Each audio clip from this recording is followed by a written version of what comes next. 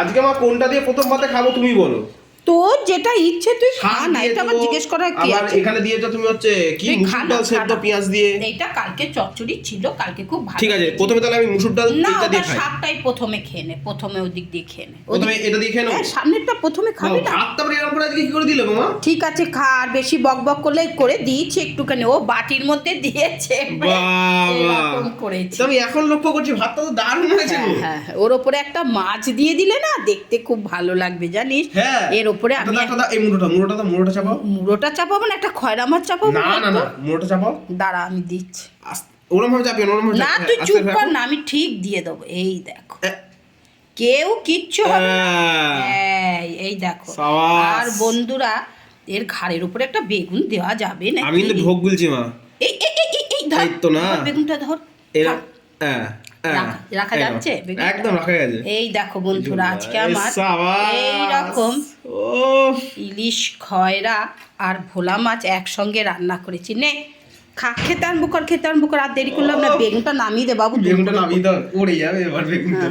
ভাত মাছটাও নামিয়ে দে নিয়ে। হ্যাঁ না না, খাবি তো, ওরকম ভাবে একটু দেখতে ভালো লাগছে বলে দিলাম। ওরা হ্যাঁ খা খেতে। এবার কিন্তু ভাত ভাঙতে হবে কিছু না না, নে আজকে তাহলে মেনুতে বন্ধুরা দেখলে ওই কালকে চচ্চড়িটা ছিল, আর হচ্ছে এখানে কি বলে মুসুর ডাল পেঁয়াজ দিয়ে সেদ্ধ, আর এরকম খয়রা মাছ আর মাছ, খয়রা মাছ আর ভোলা মাছ। খয়রা মাছ আর ভোলা মাছ একসঙ্গে করেছি, কারণ আছে বন্ধুরা জানো তো, ছেলে না খয়রা মাছ খেতে পারে না। আর এরকম ইলিশ খয়রাটা খেতে না আমি আর আমার কর্তা ভীষণ ভালোবাসি, এত ভালোবাসি খেতে। এইটা ছেলে খায় না, আমরা দুজনে খাই। আর এইরকম ছেলের জন্য, যার জন্য একটা এরকম ভোলা মাছ নিয়েছি। এই দেখো বন্ধুরা, একটা এখন খেয়ে যাবে মুড়োটা, এসে আবার লেজাটা খাবে এখানে।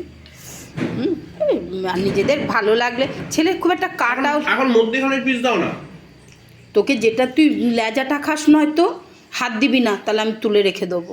হাত দিবি না বাবা, লেজাটা খাস। মুড়োটা বললি, মুড়োটা কিন্তু খেয়ে যেতে পারবি না। তোর একটু অভ্যেস কি বলতো, আরও দাও, এইটা দাও সেইটা দাও। তোর এই অভ্যেসটা না খুব খারাপ বাবু। মাছের ঝোলটা তো ইলিশ মাছের মতো গন্ধ বেরোবে। ইলিশ মাছের মতো গন্ধ বেরোবে তো ইলিশ খয়রা, ওর নামটাই তো ইলিশ খয়রা।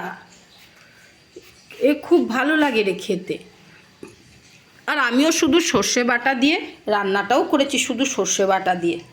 কালকের শাকটা আজকে মনে হচ্ছে বেশি ভালো লাগে। আরো যে কোনো জিনিস জানিস তো একদিন থাকলে না বেশি মজে বেশি ভালো লাগে বেশি। বাবুলালও কালকে চচ্চড়িটা খেয়ে বলছে কি ভালো হয়েছে দিদি। ও বলছিল একটু বড়ি দিলে ভালো হতো, আমি আর বড়ি দিইনি ইচ্ছে করে। হ্যাঁ, এই বাবুর বাবাও কালকে, কি গো তুমিও তো কালকে একটু চচ্চড়ি দিয়ে রুটি খেলে, তারপর দুপুরবেলা বললো অল্প দাও, রুটির সঙ্গেই বললো আমাকে একটু চচ্চড়ি দিয়ে দাও। হ্যাঁ খাও, কোনো অসুবিধা নেই। রুটির সঙ্গে একটু চচ্চড়ি খেলো, তারপর দুপুরবেলা আবার একটু কম খেলো। যে যার খাওয়াটা বুঝেই খেতে হয়, খাবে কিন্তু বুঝে খেলে কোনো অসুবিধা হয় না। ডাল সেদ্ধটা দেখো বন্ধুরা এইরকম দিয়েছি। হ্যাঁ, এবার খাবো ডাল সেদ্ধ দিয়ে খা। ডাল সেদ্ধ দিয়ে পুরো ভাতটা এইটুকুটা মেখে নেবো। আজ ভাতটা সত্যি আমি খুব একটা পারি না ওই রকম সুন্দর করে সাজাতে। তুমি একটা বাটি এনে দেবে আমাকে? দাও তো, একটা বাটি এনে দাও তো, বাসনে ওখান থেকে একটা বাটি এনে দাও না। হ্যাঁ, অনেক টুকটুক করে অনেক কাজ করে। হ্যাঁ, ও ছেলের জামা কাপড় ইস্ত্রি করে অসুস্থ হলো, ঘরেও ঠিক আছে মোটামুটি, একটু আস্তে আস্তে সব কিছু করে। কিন্তু ও যে এইটাই আমার অনেক পাওয়া বন্ধুরা জানো, ও যে এইরকম করে। আমি একটু মুড়োটা না তুলে রেখে দেবো, তুই হাত দিবি না। হ্যাঁ, মুড়োটা রেখে ভাত যাচ্ছে থাকুক, আমি ও পরে করে নেবো। এইটা একটুখানি ভাত রয়েছে। হ্যাঁ, এখন তোকে বললাম বাবু লেজা নেই, তুই বললি না মুড়োটা খাবো, খেতে পারবে না তবু মুড়োটা দাও করছে। ফালতু ছেলেটা, মানে তবুও তো বল না, তুই হয়তো মাছটা করিস নি, কিন্তু এটো তো থালাটা তো এটো হয়ে গেছে, বল না, বলবি না যেটা দেবো সেটা খাবি। ভালো লাগছে সেদ্ধ, ডাল সেদ্ধ, এটা তো খুব খেতে ভালো লাগে।